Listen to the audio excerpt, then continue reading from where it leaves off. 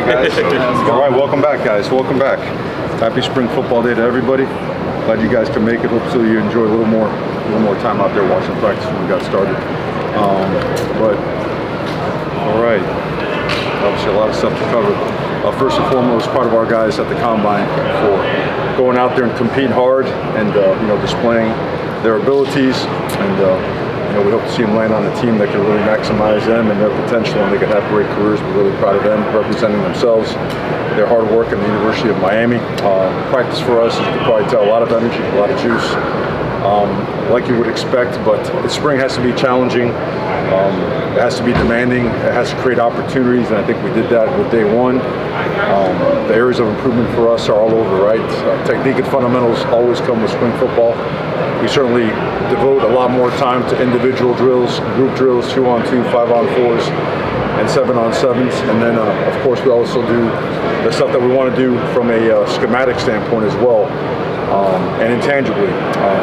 From red zone efficiency to third down, situational football, as much as we can do it, and the half and the game situations, the middle eight, really work on discipline, having officials here every single day, correcting and then working on our penalties that we can control as they relate to technique and fundamentals, creating explosive plays, preventing explosive plays, as much situational football as possible. Special teams, which need to improve. We had some bright spots last year, but some spots that really hurt us in some key moments. So systematically, just making sure that we are exploring every mechanism, every process, just to make ourselves better as coaches, as players, as an organization, and just really excited to work with 26 newcomers and some new hires. Of course, you guys saw Coach Sevis Jackson. You saw Coach Matt Merritt out there. Great teachers, elite human beings, hard workers. They really want to be here. They really work hard. Spring ball is all about getting better. Okay, we've got some injuries. We'll have about a dozen guys miss spring completely. About 4 or 5 guys join us after spring break. The guys that are missing spring football are guys that either had something lingering just throughout their career, had something pop up during the season, and had to be addressed. But that being said, probably covers a lot of the stuff.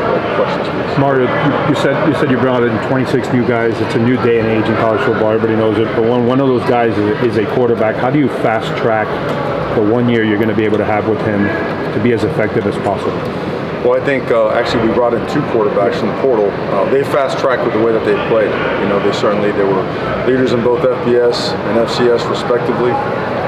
They know football. They've played in big games. They've played in tough games, tight games, tough situations. Nowadays, in the off-season, they're allowed to have their player-led workouts, and they've had in excess of 8 of those on top of what we do from a skill instruction standpoint. And now with 15 practices, another probably 16 player-led practices in the summer, and then fall camp, we feel good about what we can get him. And actually both of those guys, Reese and Cam, both those guys are really just high-level achievers, learners, workers. And what can you say? They create a lot of excitement for the right reasons. They're demanding of themselves. They bring the right attitude every day, and they just work. What were your impressions of the freshman class of last year? Was a really talented one. 2 true freshman All-Americans. What have you seen so far from this incoming class, and what do you expect from them production-wise? A lot of the same. They knew that when we recruited them, we needed guys to play. We were very straightforward and honest that we were going to build our program through development and recruiting, and they saw in last year's class the guys that ended up being some high-profile guys from earning playing time. It wasn't given to them; they earned it. And I think these guys saw opportunity. So far, so good. They have a high care factor for football. Football is really important to them. They spend a lot of time in the building, which is necessary to be a good football player. And they're fun to be around. They get after it. They compete. They've got that just dog mentality. And they're being mentored and tutored by some guys that have bought into a process that's very demanding and challenging as well. So I feel really good about those guys receiving a high level of, I would say, interaction and I would say culture of just understanding. Emery was out there, which was really nice to see. Thoughts on him and how he did his progression, and also Judd, I noticed. Really impressive about Emery. He's been out for a long time, hasn't taken many reps, and he jumped out there today. It seemed like he never missed. You know, he's that kind of a guy though. But we talked about it before. He is that over-the-top dedicated guy that just reminds you of maybe some of those old school quarterbacks that played here, that just devotes a ton of time to his craft, time with the coordinator, a time coming in and meeting with different players. And he went out there, he had a great day. Cam had a great day. Reese had a great day. Jakari did as well. Those guys, you got a really good quarterback room right now. You know, Judd got a few reps today. Judd got a few. You know, you see it. He's hard to miss. He's, you know, all of 6'7", and just an awesome human being. He understands that there's going to be some time, you know, where he may not get all the reps, but he's going to develop into a great player. And but again, pleased with the first day with that quarterback. Mario, what were your impressions of Cam today? What's that? What impressed you most about Cam today? Leadership. I think a guy that can take command of the line of scrimmage. I think that's critical. I think you know, I remember blocking for quarterbacks. I love those guys that can look at a receiver that might complain about not getting a ball, or a lineman that might be overly tired, or a tight end that may, and say, we ain't having that. We're going to go. And it's something that we have always wanted and always want to have at the University of Miami. I think he brings that and more, but he certainly he can make plays because he understands what everybody's doing. And I think it's important for a quarterback to really understand what the guys up front are doing, where the free hitters might be, how to put ourselves in a good play, how to make adjustments, how to take over an offensive system. And he runs it at a really, really high level in a short amount of time. Mario, you mentioned like a dozen guys who are going to be missing spring or part of spring, and a couple coming back. So can you kind of go over who those guys are? Yep, absolutely. Okay, so guys that will join us at some point in time that have had successful recoveries were Akeem Mezdor at some point in time will join us. Cole McConaughey will join us. He had some soft tissue stuff. Damari Brown will join us. He got some work today, but not a ton. Ryan Balaam and Cam McCormick, those are some of the more minor things. Then guys that are working their way back, it's going to be a little bit longer. Jonathan Dennis maybe at some point in time during spring. Who else might join us at some point in time? Josh Horton at some point in time in the spring. The guys that will be out for spring will be Isaiah Thomas, Nigel Lee Kelly, Armando Blunt, Mark Fletcher, A.J. Allen, Zion Nelson, and Frankie Tinalata. Okay, I hope I got them all. I was trying to get that for you guys. Hopefully that helps. Which I want to ask you about. I'm sorry, did you just mention these guys? No, but you did. And yes, you are correct.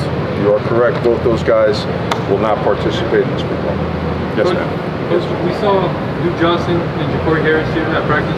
What was it like having those alums here, and are you hoping to have a lot of guys that come? Absolutely. It's important. You know how it is. I mean, these guys recognize these players for what they've done here in Miami, what they've done in the NFL. We want to have them around a bunch. Duke will actually be, he's in school, so he'll be a student assistant. He'll be around all the time. And Ja'Cory, anytime you get a chance to see one of your guys all around, it's awesome. You know, it really is. So guys know him, they respect him. Great to see him. What type of impact does returning the coordinators both year over year, allowing you to continue building things rather than installing in the spring? Without a doubt, you can evolve. Your off-season studies are relegated. Well, like I say, you can have off-season studies relegated to what you've done and how you can morph that, as well as some of the other teams that have done really well on third down, in the red zone, short yardage team, explosive play teams, right? And then you can now evolve as an offense and as a defense by incorporating things that maybe are completely new and maybe some things that fit. But familiarity with language, with verbiage, with systems, with processes is always, I mean, it's at a premium in college football with the ever-changing landscape, with the turnover that you always have. So it's been a while since we've been able to have that anywhere I've been. So it's really refreshing and it feels good. Can you talk about Isaiah Horton's offseason, the opportunity he has, his number change? Yeah, you know, for numbers, definitely go see Coach Field, all right? Because can't be right. Everybody wants the same numbers, and I get it. But Isaiah Horton is a guy that he hasn't waited. He's worked during his time. He's been patient, and at some points in the season, he flashed what he can be. And he's that big receiver that you need to step up and make plays, and he did that today in a bunch of different situations. A lot of work to do, across the board, but he's one that has put in work, and we expect him to keep getting better and better as spring goes on. Mario, the offensive line, there's a lot of new faces on the top group of replacement guys. So what do you expect the battle to be like? What are you looking forward to seeing? And if you can speak on Samson, how he's doing this. Yeah, you know what? We expect competition. We do. And we expect our guys to, in the right kind of way, take on that iron sharpens iron mentality. That's the only way we're going to get better, right? Challenging each other and make it demanding. Samson, to your point, or to your question, I should say, he looks great. He's 100% healthy. He got healthy towards the end of the year last year. He had an injury right during the bye week, but he's ready. He's ready to help us. He's competing for a spot just like everybody else is out there. But we expect him to have a really big sprint, and he showed it today. Mario, what's it like? Mario, what's it like as a coach in this day and age, trying to build something with so many moving parts, to have a guy like a Restrepo back, and a guy like Bain, although he's a young guy, played a lot, those type of pillars at a program? Yeah, I think, well, college football is different, but I mean, it is what it is. I'm not going to complain about the way there's a portal in, the portal out, because again, it might be some on the way out, but you have some on the way in, and you could shape your roster. You can move pieces in, and you could move pieces to places that really fit them. So guys that have experience, guys that have done well in our systems, yeah, they've got to be the hardest workers. So it's good for us, it's harder for them, because out of them, we're a lot more demanding. They've got to be the flagship guys. They've got to be the ones that truly exemplify what we want done. Should they not, they only hurt us, right? They've got to be able to show it. So a great start for him. X has done a really, really good job. Guys like Jalen Rivers, can't speak enough of him.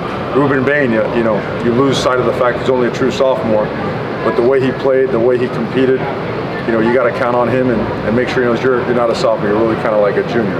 We need that type of experience and leadership from you. So all in all, it's always great to have those kind of guys. Coach, a few more questions for Coach. Zaquan Patterson on defense, JoJo Trader on offense. How are they doing so far? Well, they did great in high school, and with day one, looked really good. It looked like they've always played at a high level. I mean, Shamanov is, Coach Damian Jones obviously does a great job with that team. Those guys compete at a high level. They win at a high level, so they were no stranger to the work. The pace is different, right? The bodies and the people they're going against are different. But pleased with the way that they've started so far, and we're going to push them because we need both those guys to play for us. Mario, you mentioned a couple of years ago that to earn the number 1 jersey number, you had to earn it. You couldn't just, you weren't going to give it to anyone. Obviously this year, 2 number 1s on the roster. What did they do to earn it, especially with Cam coming in, being a new guy to the team and getting to wear that number? Well, like I said, Steve Field is handling jersey numbers now, so I'll monitor it, and if a guy doesn't deserve it, I'll just take it off, But I think it's with jersey numbers are really important to the players, and I respect that. We got to find a way to make it work for them. And if they've done what they're supposed to do in the right way, then we try to make it work for all those guys. They want to wear those numbers, we went with it. There's no particular rhyme or reason as it relates why those guys, well, Kiko has because he earned it. Cam has had a great offseason here, and you know what, right now, it fits. So Mario, we're going to go with it. Mario, the tight end position, you guys have such a great history here, obviously. Last year, statistically, it wasn't a great year, catch-wise. How much does it help to have Elijah Royal back, and how much more important is that position going forward? Yeah, we got to do a better job, schematically. And then we also got to get the ball to him when he's open. We had opportunities last year, and we just didn't connect. It could have been a breakdown up front, in the backfield, the wrong route, but we have always, like you mentioned, had a great tight end. Elijah looks incredible right now. If you had to pick one guy that's had the most impressive offseason, you'd be in a really tough battle, but you'd have to point at him because of what he's been through. He showed it out there again today, but Riley's taking another step. Cam is coming back from an injury, but he looks good. And then, man, you look at our guy from Bishop Gorman, and how, he's a really physically impressive, tough, physical, just really good football player. So really fired up about that. Coach, obviously, you had some exodus of players, and some guys returning. Who are some new leaders you've seen stepped up in the replacement of some players that may have gone? I think we're going to hold on that until we see them actually get challenged. I think day one, everybody's really excited to show what they've gained in the offseason, and I think it's easy to have a lot of energy and enthusiasm. I want to see what it looks like practice 11, 12. when the bodies are hurting a little bit, they got to show out and they got to prove that they're ready to lead this football team.